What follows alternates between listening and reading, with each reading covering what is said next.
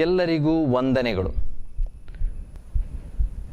7ನೇ ತರಗತಿಯ ಸಮಾಜ ವಿಜ್ಞಾನದ 2ನೇ ಅಧ್ಯಾಯದ 2ನೇ ಭಾಗಕ್ಕೆ ನಿಮ್ಮನ್ನೆಲ್ಲರನ್ನು ಸ್ವಾಗತಿಸ್ತಾ ಇದ್ದೇನೆ. ಕಳೆದ ತರಗತಿಯಲ್ಲಿ ನೀವು ಪೋರ್ಚುಗೀಸರ ಆಗಮನ, ಅದೇ ರೀತಿಯಲ್ಲಿ ಅವರ ಚಟುವಟಿಕೆಗಳ ಬಗ್ಗೆ ನೀವು ತಿಳಿದುಕೊಂಡಿದ್ದೀರಿ. ಎಷ್ಟನೇ ಇಸವಿಯಲ್ಲಿ ಪೋರ್ಚುಗೀಸರು ಭಾರತಕ್ಕೆ ಬಂದರು? 1498ರಲ್ಲಿ. ಭಾರತಕ್ಕೆ ಬಂದ ಮೊದಲ ಪೋರ್ಚುಗೀಸ್ ನಾವಿಕ ಯಾರು? ವಾಸ್ಕೋಡ ಗಾಮ. ವಾಸ್ಕೋಡ ಗಾಮನಿಗೆ ಯಾರು ವ್ಯಾಪಾರ ಸೌಕರ್ಯವನ್ನು ಒದಗಿಸಲಿಲ್ಲ?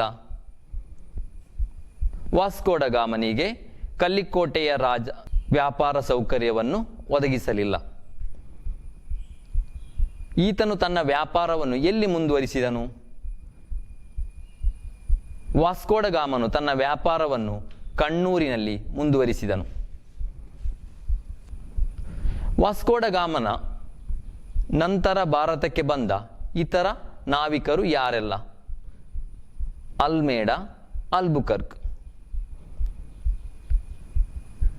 ಇವರ ಪ್ರಮುಖ ವ್ಯಾಪಾರ ಕೇಂದ್ರಗಳು ಯಾವುದೆಲ್ಲ ಹೇಳಬಹುದಾ?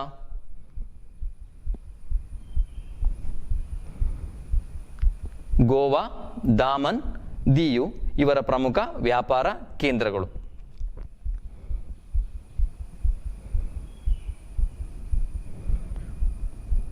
ಭಾರತಕ್ಕೆ ತಂದ ಕೃಷಿ ಬೆಳೆಗಳು ಯಾವುದೆಲ್ಲ? ಪೋರ್ಚುಗೀಸರು ಭಾರತಕ್ಕೆ ತಂದ ಕೃಷಿ ಬೆಳೆಗಳು ಯಾವುದೆಲ್ಲ? ಅನನಾಸು, ಪಪ್ಪಾಯ, ಗೇರು ಬೀಜ, ಒಣಮೆಣಸು, ಹೊಗೆಸೊಪ್ಪು. ಇವರು ಸ್ಥಾಪಿಸಿದ ಕೋಟೆಗಳು ಯಾವುದೆಲ್ಲ?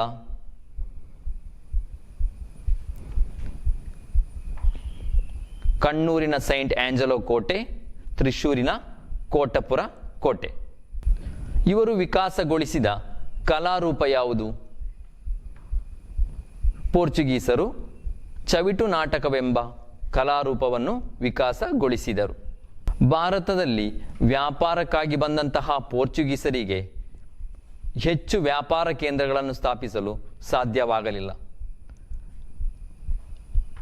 ಪೋರ್ಚುಗೀಸರಿಗೆ ಸೈನಿಕ ಹಾಗೂ ಆರ್ಥಿಕ ಸಂಪತ್ತು ಇಲ್ಲದ ಕಾರಣ ಭಾರತದಲ್ಲಿ ಹೆಚ್ಚು ವ್ಯಾಪಾರ ಕೇಂದ್ರಗಳನ್ನು ಸ್ಥಾಪಿಸಲು ಅವರಿಂದ ಸಾಧ್ಯವಾಗಲಿಲ್ಲ. ಅದೇ ರೀತಿಯಲ್ಲಿ ಅವರು ಪ್ರಾದೇಶಿಕ ಪ್ರತಿಭಟನೆಯನ್ನು ಕೂಡ ಅನುಭವಿಸಬೇಕಾಯಿತು.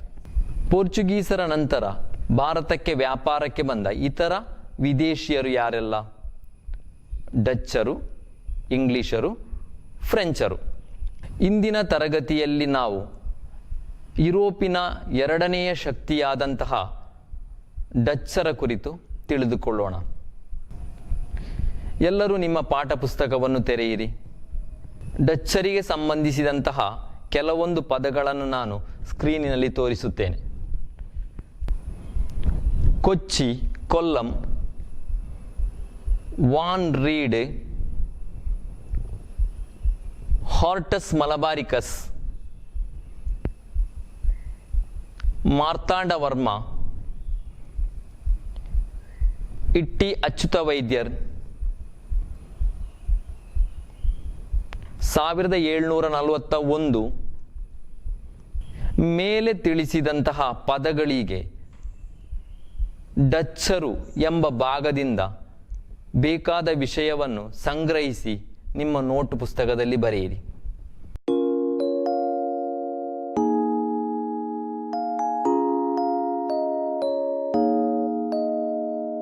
ಎಲ್ಲರಿಗೂ ಬರೆದಾಯ್ತಾ?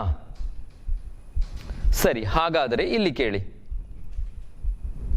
ಕೊಚ್ಚಿ, ಕೊಲ್ಲಂ ಡಚ್ಚರ ಪ್ರಮುಖ ವ್ಯಾಪಾರ ಕೇಂದ್ರಗಳಾಗಿದ್ದವು. ವಾನ್ ರೀಡ್ ಡಚ್ಚರ ಗವರ್ನರ್ ಜನರಲ್. ಹಾರ್ಟಸ್ ಮಲಬಾರಿಕಸ್ ಔಷಧೀಯ ಸಸ್ಯಗಳ ಕುರಿತು ಇರುವಂತಹ ಒಂದು ಪುಸ್ತಕ. ಮಾರ್ತಾಂಡವರ್ಮ ಡಚ್ಚರ ವಿರುದ್ಧ ಹೋರಾಡಿದಂತಹ ತಿರುವಾಂಕೂರಿನ ರಾಜ. 1741 ಕೊಳತ್ಸಲ್ ಯುದ್ಧ ನಡೆದ ವರ್ಷ. ಇಟ್ಟಿ ಅಚ್ಯುತ ವೈದ್ಯರ್ ಹಾರ್ಟಸ್ ಮಲಬಾರಿಕಸ್ ಎಂಬ ಪುಸ್ತಕವನ್ನು ರಚಿಸಲು ಸಹಾಯ ಮಾಡಿದ ಕೇರಳದ ವೈದ್ಯ. ಡಚ್ಚರ ಕುರಿತು ಕೆಲವೊಂದು ವಿಚಾರಗಳನ್ನು ತಿಳಿದುಕೊಂಡಿರಲ್ಲವೇ ಮಕ್ಕಳೇ? ಭಾರತಕ್ಕೆ ವ್ಯಾಪಾರಕ್ಕೆ ಬಂದ ಎರಡನೆಯ ಮಹಾಶಕ್ತಿ ಡಚ್ಚರು. ಇವರನ್ನು ನೆದರ್ಲ್ಯಾಂಡ್ ಎಂದು ಗುರುತಿಸಬಹುದು. ಇವರ ಪ್ರಮುಖ ವ್ಯಾಪಾರ ಕೇಂದ್ರಗಳು ಕೊಚ್ಚಿ ಮತ್ತು ಕೊಲ್ಲಂ. ಡಚ್ ಗವರ್ನರ್ ವಾನ್ ರೀಡನ ನೇತೃತ್ವದಲ್ಲಿ ಹಾರ್ಟಸ್ ಮಲಬಾರಿಕಸ್ ಎಂಬ ಔಷಧೀಯ ಸಸ್ಯಗಳ ಕುರಿತಿರುವ ಪುಸ್ತಕದ ರಚನೆಯಾಯಿತು. ಹಾರ್ಟಸ್ ಮಲಬಾರಿಕಸ್ ಎಂಬ ಪುಸ್ತಕವನ್ನು ರಚಿಸಲು ಕೇರಳದ ವೈದ್ಯನಾದ ಇಟ್ಟಿ ಅಚ್ಯುತ ವೈದ್ಯರ್ ಸಹಕರಿಸಿದರು. ವ್ಯಾಪಾರಕ್ಕೆ ಸಂಬಂಧಿಸಿದಂತೆ ತಿರುವಾಂಕೂರಿನ ರಾಜ ಹಾಗೂ ಡಚ್ಚರ ನಡುವೆ 1741ರಲ್ಲಿ ಕೊಳತ್ಸಲ್ ಎಂಬಲ್ಲಿ ಯುದ್ಧ ನಡೆಯಿತು. ಈ ಯುದ್ಧದಲ್ಲಿ ಮಾರ್ತಾಂಡವರ್ಮನು ಜಯಗಳಿಸುತ್ತಾನೆ. ಅದೇ ರೀತಿಯಲ್ಲಿ ಡಚ್ಚರು ಸೋಲನ್ನು ಅನುಭವಿಸುತ್ತಾರೆ. ಭಾರತದಲ್ಲಿ ಡಚ್ಚರನ್ನು ಕೇರಳೀಯರು ಲಂತಾಕಾರ್ ಎಂದು ಕರೆಯುತ್ತಿದ್ದರು. ಹಾರ್ಟಸ್ ಮಲಬಾರಿಕಸ್ ಎಂಬ ಪುಸ್ತಕದ ಕುರಿತು ತಿಳಿದಿರಲ್ಲವೇ? ನಮ್ಮ ಊರಿನಲ್ಲಿಯೂ ಹಲವಾರು ಔಷಧೀಯ ಸಸ್ಯಗಳನ್ನು ನಾವು ಕಾಣುತ್ತೇವೆ. ನಿಮ್ಮ ಊರಿನಲ್ಲಿ ಕಾಣುವಂತಹ ಔಷಧೀಯ ಸಸ್ಯಗಳ ಒಂದು ಪಟ್ಟಿಯನ್ನು ತಯಾರಿಸಬಹುದೇ? ಎಲ್ಲರೂ ನಿಮ್ಮ ನೋಟು ಪುಸ್ತಕದಲ್ಲಿ ಬರೆಯಿರಿ. ನಿಮ್ಮ ಪ್ರದೇಶದಲ್ಲಿ ಕಾಣುವಂತಹ ಔಷಧೀಯ ಸಸ್ಯಗಳು ಯಾವುದೆಲ್ಲ ಹೇಳಿ ನೋಡುವ.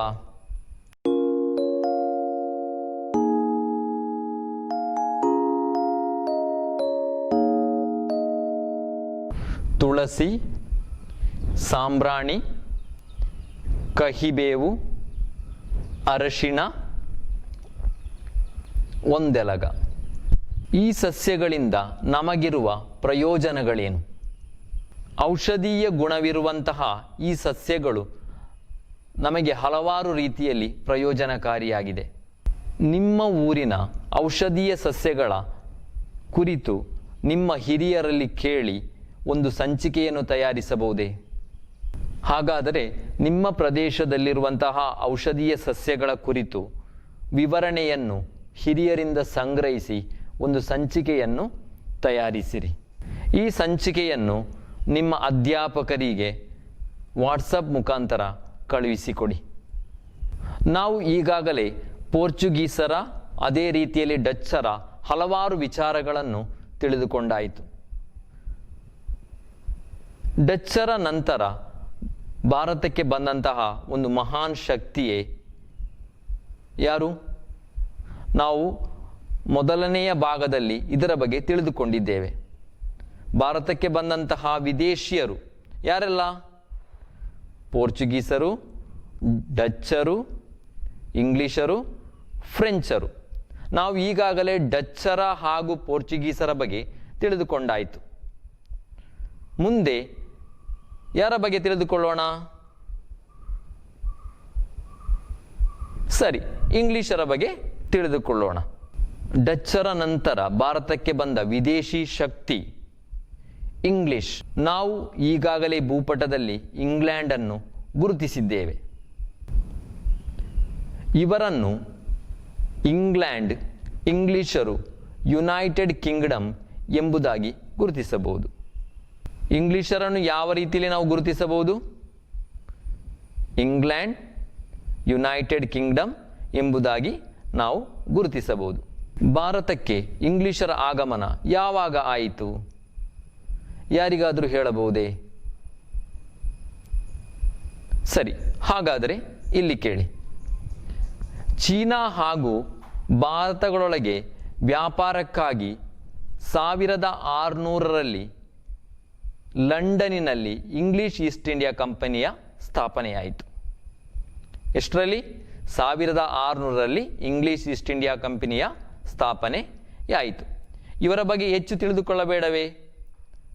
ಹಾಗಾದರೆ ನಿಮ್ಮ ಪಾಠ ಪುಸ್ತಕದಲ್ಲಿ ಕೊಟ್ಟಿರುವ ಇಂಗ್ಲಿಷರ ಆಗಮನ ಎಂಬ ಭಾಗವನ್ನು ಓದಿ ವಿವರಣೆಗಳನ್ನು ನೋಟು ಪುಸ್ತಕದಲ್ಲಿ ಬರೆಯಿರಿ.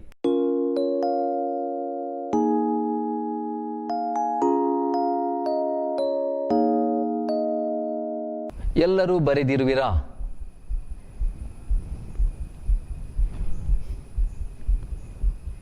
ಒಮ್ಮೆ ಹೇಳಿ ನೋಡುವ. 1600ರಲ್ಲಿ ಲಂಡನ್ನಿನಲ್ಲಿ ಇಂಗ್ಲಿಷ್ ಈಸ್ಟ್ ಇಂಡಿಯಾ ಕಂಪನಿಯ ಸ್ಥಾಪನೆಯಾಯಿತು. ಭಾರತದ ಗುಜರಾತಿನ ಸೂರತ್ ಎಂಬಲ್ಲಿ ಇವರು ಪ್ರಥಮ ವ್ಯಾಪಾರ ಕೇಂದ್ರವನ್ನು ಸ್ಥಾಪಿಸಿದರು. ಮದ್ರಾಸ್, ಕಲ್ಕತ್ತಾ, ಬಾಂಬೆ ಇವರ ಪ್ರಮುಖ ವ್ಯಾಪಾರ ಕೇಂದ್ರಗಳಾಗಿದ್ದವು. ಮದ್ರಾಸ್ ಪ್ರಸ್ತುತದಲ್ಲಿ ಚೆನ್ನೈ ಎಂದು ನಾವು ಕರೆಯುತ್ತೇವೆ. ಅದೇ ರೀತಿಯಲ್ಲಿ ಕಲ್ಕತ್ತಾವನ್ನು ಕೋಲ್ಕತ್ತಾ ಎಂದು ಕರೆಯುತ್ತೇವೆ. ಬಾಂಬೆ ಮುಂಬೈ ಎಂದು ಪ್ರಸಿದ್ಧಿಯನ್ನು ಪಡೆದಿದೆ. ಬ್ರಿಟಿಷರ ವ್ಯಾಪಾರ ಕೇಂದ್ರಗಳು ಯಾವುದೆಲ್ಲ?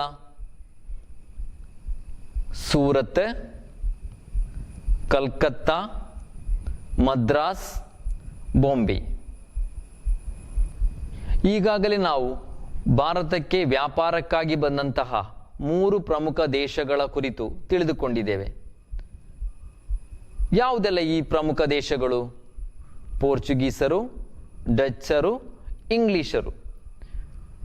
ಇಂಗ್ಲಿಷರ ನಂತರ ಭಾರತಕ್ಕೆ ವ್ಯಾಪಾರಕ್ಕೆ ಬಂದಂತಹ ಒಂದು ಪ್ರಮುಖ ದೇಶ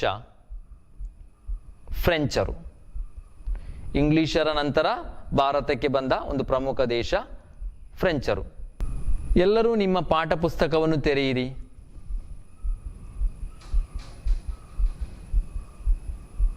ಪಾಠ ಪುಸ್ತಕದಲ್ಲಿ ಫ್ರೆಂಚರ ವ್ಯಾಪಾರ ಸಂಬಂಧಗಳು ಎಂಬ ಭಾಗವನ್ನು ಓದಿ ಸ್ಕ್ರೀನ್ನಲ್ಲಿ ತೋರಿಸಿದ ಪ್ರಶ್ನೆಗಳಿಗೆ ಉತ್ತರವನ್ನು ಬರೆಯಿರಿ. ಫ್ರೆಂಚ್ ಈಸ್ಟ್ ಇಂಡಿಯಾ ಕಂಪನಿ ಸ್ಥಾಪನೆಯಾದ ವರ್ಷ. ಫ್ರೆಂಚರ ಪ್ರಮುಖ ವ್ಯಾಪಾರ ಕೇಂದ್ರಗಳು. ಮಕ್ಕಳೇ ಎಲ್ಲರೂ ಬರ್ದ್ರಾ? ಫ್ರೆಂಚ್ ಈಸ್ಟ್ ಇಂಡಿಯಾ ಕಂಪನಿ ಸ್ಥಾಪನೆಯಾದ ವರ್ಷ 1664. ಫ್ರೆಂಚರ ಪ್ರಮುಖ ವ್ಯಾಪಾರ ಕೇಂದ್ರಗಳು ಪಾಂಡಿಚೇರಿ, ಮಾಹೆ, ಕಾರೈಕಲ್. ಫ್ರೆಂಚರ ಪ್ರಮುಖ ವ್ಯಾಪಾರ ಕೇಂದ್ರಗಳು ಯಾವುದೆಲ್ಲ? ಪಾಂಡಿಚೇರಿ, ಮಾಹೆ, ಕಾರೈಕಲ್. ಈ ಪಾಂಡಿಚೇರಿಯನ್ನು ನಾವು ಪುದುಚೇರಿ ಎಂಬುದಾಗಿ ಕರೆಯುತ್ತೇವೆ. ಇದು ಒಂದು ಕೇಂದ್ರಾಡಳಿತ ಪ್ರದೇಶ. ಫ್ರೆಂಚರ ಕುರಿತು ನೀವು ತಿಳಿದುಕೊಂಡಿರಲ್ಲ ಮಕ್ಕಳೇ. ಫ್ರೆಂಚರು ವ್ಯಾಪಾರಕ್ಕಾಗಿ ಭಾರತಕ್ಕೆ ಬಂದರು. 1664ರಲ್ಲಿ ಫ್ರೆಂಚ್ ಈಸ್ಟ್ ಇಂಡಿಯಾ ಕಂಪನಿಯನ್ನು ಸ್ಥಾಪಿಸಿದರು. ಭಾರತದಲ್ಲಿ ಪಾಂಡಿಚೇರಿ, ಮಾಹೆ, ಕಾರೈಕಲ್ ಎಂಬಲ್ಲಿ ಪ್ರಮುಖ ವ್ಯಾಪಾರ ಕೇಂದ್ರಗಳನ್ನು ಸ್ಥಾಪಿಸಿದರು. ಇದರಲ್ಲಿ ಪಾಂಡಿಚೇರಿಯು ಇವರ ಕಾರ್ಯನಿರ್ವಹಣಾ ಪ್ರದೇಶವಾಗಿದೆ. ಈಗ ನೀವು ಪೋರ್ಚುಗೀಸರ, ಡಚ್ಚರ, ಇಂಗ್ಲಿಷರ, ಫ್ರೆಂಚರ ವ್ಯಾಪಾರ ಕೇಂದ್ರಗಳನ್ನು ತಿಳಿದುಕೊಂಡಾಯಿತು. ಯಾವುದೆಲ್ಲ ಈ ವ್ಯಾಪಾರ ಕೇಂದ್ರಗಳು? ಪೋರ್ಚುಗೀಸರ ವ್ಯಾಪಾರ ಕೇಂದ್ರಗಳು ಗೋವಾ, ದಾಮನ್, ದಿಯು. ಅದೇ ರೀತಿ ಡಚ್ಚರ ವ್ಯಾಪಾರ ಕೇಂದ್ರಗಳು ಯಾವುದೆಲ್ಲ? ಕೊಚ್ಚಿ ಮತ್ತು ಕೊಲ್ಲಂ. ಇಂಗ್ಲಿಷರ ವ್ಯಾಪಾರ ಕೇಂದ್ರಗಳು ಯಾವುದೆಲ್ಲ? ಸೂರತ್, ಕಲ್ಕತ್ತಾ, ಮದ್ರಾಸ್, ಬಾಂಬೆ. ಫ್ರೆಂಚರ ವ್ಯಾಪಾರ ಕೇಂದ್ರಗಳು ಪಾಂಡಿಚೇರಿ, ಮಾಹೆ, ಕಾರೈಕಲ್. ನಿಮ್ಮ ಪಾಠಪುಸ್ತಕದಲ್ಲಿ ಭಾರತದ ಹಿಂದಿನ ಭೂಪಟವನ್ನು ನೀಡಿದ್ದಾರೆ. ಆ ಭೂಪಟದಲ್ಲಿ ಈ ಎಲ್ಲ ವ್ಯಾಪಾರ ಕೇಂದ್ರಗಳನ್ನು ಗುರುತಿಸಿದ್ದಾರೆ. ಈ ವ್ಯಾಪಾರ ಕೇಂದ್ರಗಳನ್ನು ಒಮ್ಮೆ ಗಮನಿಸಿ. ಪಾಠಪುಸ್ತಕದಲ್ಲಿ ನೀಡಿರುವಂತಹ ವ್ಯಾಪಾರ ಕೇಂದ್ರಗಳನ್ನು ನಿಮ್ಮ ನೋಟು ಪುಸ್ತಕದಲ್ಲಿ ಬರೆಯಿರಿ.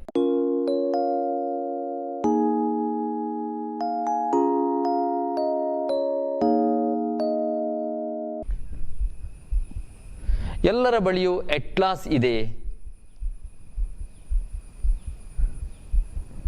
ಎಲ್ಲರ ಬಳಿಯೂ ಅಟ್ಲಾಸ್ ಇದೆ ಎಂದು ನಾನು ಭಾವಿಸುತ್ತೇನೆ. ಪೋರ್ಚುಗೀಸರ, ಡಚ್ಚರ, ಇಂಗ್ಲಿಷರ, ಅದೇ ರೀತಿ ಫ್ರೆಂಚರ ವ್ಯಾಪಾರ ಕೇಂದ್ರಗಳನ್ನು ಭಾರತದ ಇಂದಿನ ಭೂಪಟದಲ್ಲಿ ಗುರುತಿಸಿರಿ.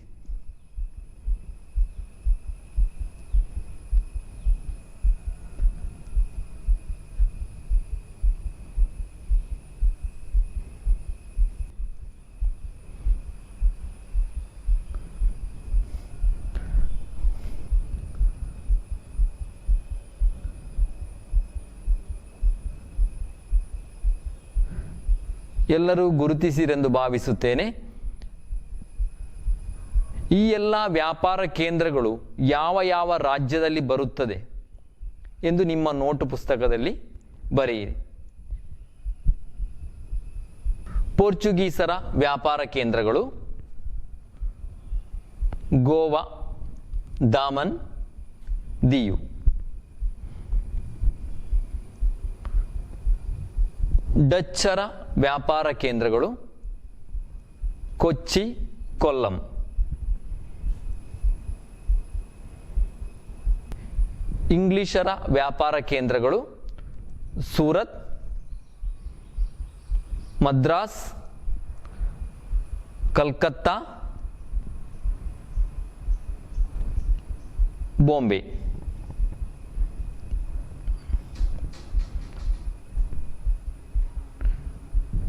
ಫ್ರೆಂಚರ ವ್ಯಾಪಾರ ಕೇಂದ್ರಗಳು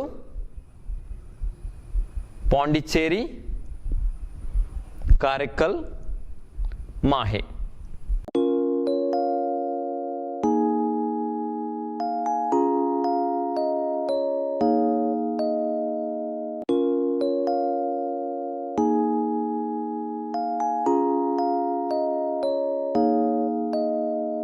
ಪೋರ್ಚುಗೀಸರ, ಡಚ್ಚರ, ಇಂಗ್ಲಿಷರ, ಅದೇ ರೀತಿಯಲ್ಲಿ ಫ್ರೆಂಚರ ವ್ಯಾಪಾರ ಕೇಂದ್ರಗಳು ಯಾವ ರಾಜ್ಯದಲ್ಲಿದೆ ಎಂದು ಬರೆದಿರೆಂದು ಭಾವಿಸುತ್ತೇನೆ. ಪೋರ್ಚುಗೀಸರ ವ್ಯಾಪಾರ ಕೇಂದ್ರಗಳು ಗೋವಾ ಯಾವ ರಾಜ್ಯದಲ್ಲಿದೆ? ಗೋವಾ. ದಾಮನ್ ಗುಜರಾತಿನಲ್ಲಿ, ದಿಯು ಗುಜರಾತಿನಲ್ಲಿ. ಅದೇ ರೀತಿ ಡಚ್ಚರ ವ್ಯಾಪಾರ ಕೇಂದ್ರಗಳನ್ನು ನೋಡುವ. ಕೊಚ್ಚಿ ಕೇರಳದಲ್ಲಿ, ಕೊಲ್ಲಂ ಕೇರಳದಲ್ಲಿ. ಇಂಗ್ಲಿಷರ ವ್ಯಾಪಾರ ಕೇಂದ್ರಗಳನ್ನು ಒಮ್ಮೆ ನೋಡುವ.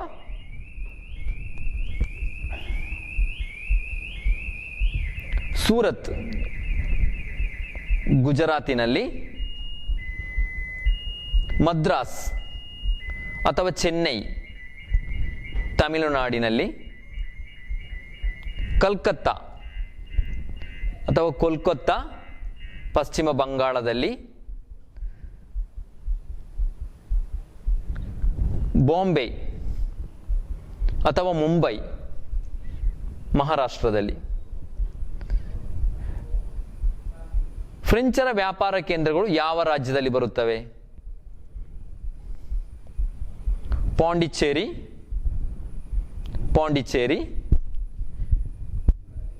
ಮಾಹೆ, ಅದೇ ರೀತಿಯಲ್ಲಿ ಕಾರೈಕಲ್.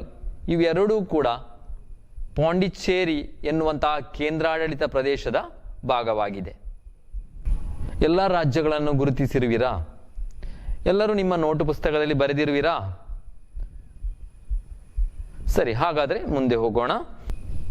ಭಾರತದ ಭೂಪಟವನ್ನು ರಚಿಸಿ ಪೋರ್ಚುಗೀಸರು, ಡಚ್ಚರು, ಇಂಗ್ಲಿಷರು, ಫ್ರೆಂಚರು ಇವರ ವ್ಯಾಪಾರ ಕೇಂದ್ರಗಳನ್ನು ಯಾವ ಯಾವ ರಾಜ್ಯದಲ್ಲಿದೆ ಎಂದು ಗುರುತಿಸಿ ನಿಮ್ಮ ಅಧ್ಯಾಪಕರಿಗೆ ಕಳುಹಿಸಿಕೊಡಿ. ಪಾಠಪುಸ್ತಕದ 20ನೇ ಪುಟದಲ್ಲಿ ಕೊಟ್ಟಿರುವಂತಹ ಭಾರತದ ಹಿಂದಿನ ಭೂಪಟವನ್ನೊಮ್ಮೆ ಗಮನಿಸಿ. ಎಲ್ಲ ವ್ಯಾಪಾರ ಕೇಂದ್ರಗಳು ಯಾವ ಭಾಗದಲ್ಲಿದೆ ಎಂದು ಹೇಳಬಹುದೇ?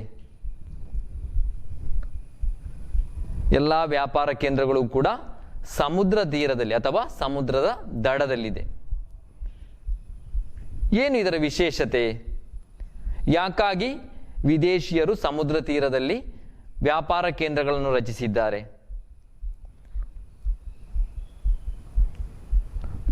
ವ್ಯಾಪಾರದ ಅನುಕೂಲತೆಗಾಗಿ ವಿದೇಶಿಯರು ಸಮುದ್ರ ತೀರದಲ್ಲಿ ವ್ಯಾಪಾರ ಕೇಂದ್ರಗಳನ್ನು ರಚಿಸಿದ್ದಾರೆ. ಯುರೋಪಿನಿಂದ ಭಾರತಕ್ಕೆ ಬಂದ ಪ್ರಥಮ ದೇಶ ಪೋರ್ಚುಗೀಸರು. ಅದೇ ರೀತಿಯಲ್ಲಿ ಕೊನೆಯ ದೇಶ ಫ್ರೆಂಚರು. ಭಾರತಕ್ಕೆ ವ್ಯಾಪಾರಕ್ಕಾಗಿ ಬಂದಂತಹ ವಿದೇಶಿ ದೇಶಗಳನ್ನು ಕ್ರಮಾನುಗತವಾಗಿ ಬರೆಯಬಹುದೇ? ಭಾರತಕ್ಕೆ ವ್ಯಾಪಾರಕ್ಕಾಗಿ ಬಂದಂತಹ ವಿದೇಶಿ ದೇಶಗಳನ್ನು ಕ್ರಮಾನುಗತವಾಗಿ ಬರೆಯಬಹುದೇ? ಎಲ್ಲರೂ ನಿಮ್ಮ ನೋಟ್ ಪುಸ್ತಕದಲ್ಲಿ ಬರೆಯಿರಿ. ಪೋರ್ಚುಗೀಸರು, ಡಚ್ಚರು, ಇಂಗ್ಲಿಷರು, ಫ್ರೆಂಚರು.